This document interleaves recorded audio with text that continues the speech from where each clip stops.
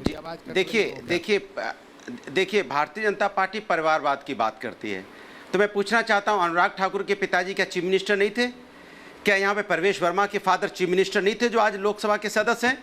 पूरी की पूरी सिंधिया फैमिली आप लेके आ गए। राजनाथ सिंह जी के बेटा क्या विधायक नहीं है?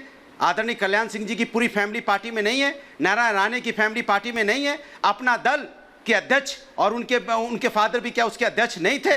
क्या धर्मेंद्र प्रधान जी नहीं है? इससे भी आपका पेट नहीं भरता है? तो भारतीय जनता पार्टी सत्ता के लालच में शिवसेना के साथ सरकार आपने क्यों बनाई थी? वो भी तो आपके हिसाब से परिवारवादी पार्टी है। चौटाला पार्टी जिसको आप भ्रष्ट पार्टी बताते थे, आज हरियाणा में उनके साथ मिलकर आप सरकार बना रहे हो। पीडीपी के साथ जिसको आप बोलते थे कि अलगाववादी पार्टी है, सत्ता की लालच में आपने जाके कश्मीर में उनके साथ सरकार बनाई। और आप जिस अकाली दल को आघाते नहीं थकते थे बोलते हुए, उस अकाली दल के साथ जाके आपने पंजाब में सरकार बनाई। मतलब आप जो सत्ता जब आपको चाहिए होती है तब आपको परिवारवाद नहीं दिखाई देता। जब सत्ता चाहिए होती है तो आप किसान भी आपको आतंकवादी और खालिस्तानी दिखाई पड़ने लगता है। जब आपको सत्ता चाहिए होती है तो युवा की जिसके लिए भले की बात करते हैं उसको भी आप टुकड़े टुकड़े गैंग बोल देते हैं। जब आपको सत्ता चाहिए होती है तो प्रबुद्ध वर्ग जो आपके खिलाफ बोलता है उसको भी आप अर्बन नक्सल की बात कर देते हैं। जब आपको सत्ता चाहिए होती है तो महिला सम्मान आप भूल जाते हैं। महिला सम्मान की बात करते करते आप जिन महिलाओं को रोड पे घसीटा गया, देश की वो देश की बेटियां थी, देश आराम से सांस लीजिए, मैं आपका समय नहीं काट रहा हूं। सांस लेके बोल लीजिए। तब महिला सम्मान भूल गए तो आपके नहीं एक सेकंड, इसके मतलब आप अपने सुविधा अनुसार राजनीति करते हो। परिवार भी आपके अगर आपके साथ आ जाएगा तो परिवारवाद नहीं,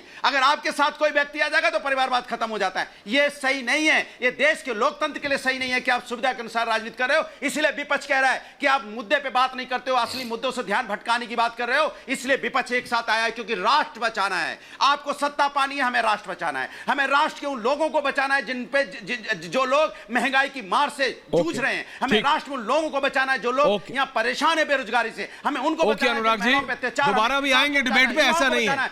ओपनिंग कमेंट्स है, थोड़ा सा ज्ञान बचा के रखिए। इसलिए हम एक साथ हैं। ओके अनुराग भदौरिया जी। सुधांशु जी, आपने आचार्य जी को भी सुना, अनुराग जी को तो सुना ही सुना।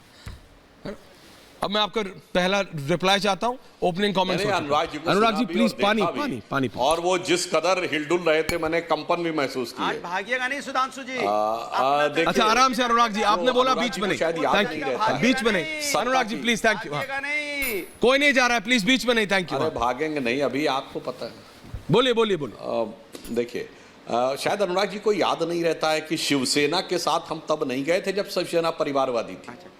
मान्यवर, तब हम बाला साहब ठाकरे जी की शिवसेना के साथ गठबंधन किए थे, जिन्होंने कहा था मेरे परिवार का कोई व्यक्ति कभी सत्ता में नहीं आएगा। मनोहर जोशी को उन्होंने बनाया था चीफ मिनिस्टर और खुद भी कोई पद नहीं लिया था।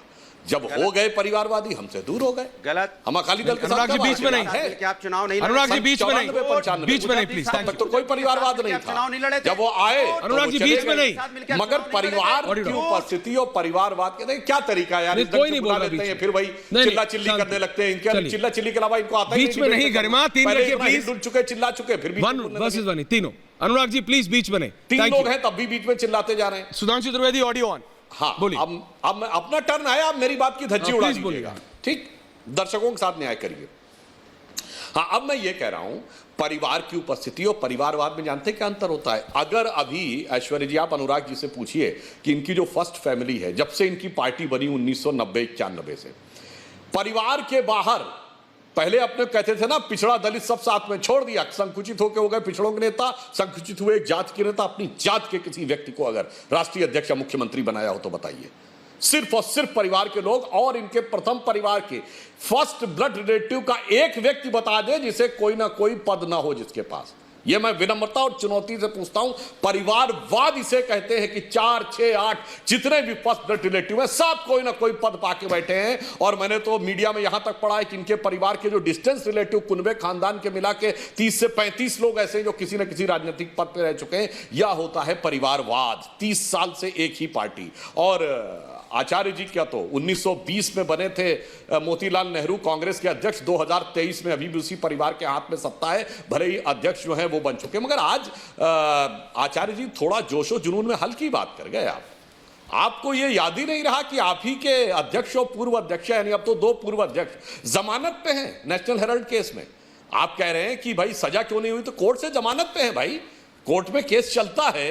तो आप पहली एकमात्र पार्टी हैं गांधी जी की विरासत नेहरू जी की विरासत वाले नेशनल हेराल्ड केस के लिए, और वो जमानत हमारी सरकार के द्वारा उठाए गए केस के लिए नहीं थी। अक्टूबर 2013 में जब आपकी सरकार थी तब दिल्ली हाई कोर्ट में नेशनल हेराल्ड का केस दर्ज हुआ और उस केस में अंततः सोनिया जी को और राहुल गांधी जी को जमानत लेनी पड़ी। और अभी जो उन्होंने आपत्तिजनक टिप्पणी की थी उस पर उनको सजा हो चुकी है। मतलब जोश में आप यही भूल जाते हैं